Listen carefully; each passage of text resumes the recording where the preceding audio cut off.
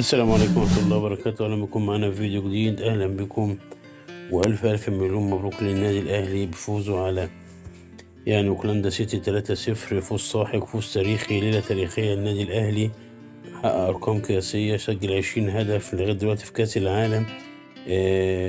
في مركز تاني متقرر مع برشلونة في عدد أكتر الفرق فوزا 8 مرات، وبرشلونة 8، وريال مدريد طبعا 10 مرات.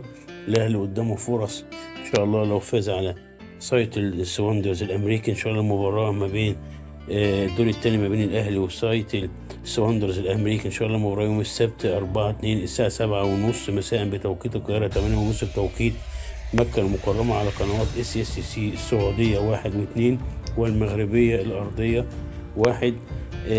طبعا الأهلي عمل مباراة جامدة جدا جدا، ما اقدرش اتكلم فيها. حسين الشحات نجم المباراة، شريف، حتى بيرسوتا وكهربا عمل فوق كرة جميلة.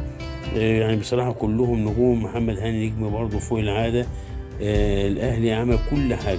لو جينا اتكلمنا عن سايت السواندرز الأمريكي اللي هيقابله الأهلي، ده في ترتيبه حاليا في المركز السابع. مش صعب، من أول مرة يلعب كأس عالم. إن شاء الله فوز الأهلي عليه إن شاء الله مهمة مش مستحيلة، مهمة سهلة جدا جدا، مش شوية تركيز زي النهاردة. هو أول مرة يلعب كأس عالم، تأسيسها سنة 1974. قبل ما يجي عمل مباراتين ودتين في أسبانيا مع فولسبورج الألماني، تعادل 0-0، وخسر 3-2 من هامبر السويدي. اتوقع الاهلي ان شاء الله هيفوز بالمباراه ديت، ويبقى طرف في نص النهائي امام ريال مدريد ان شاء الله.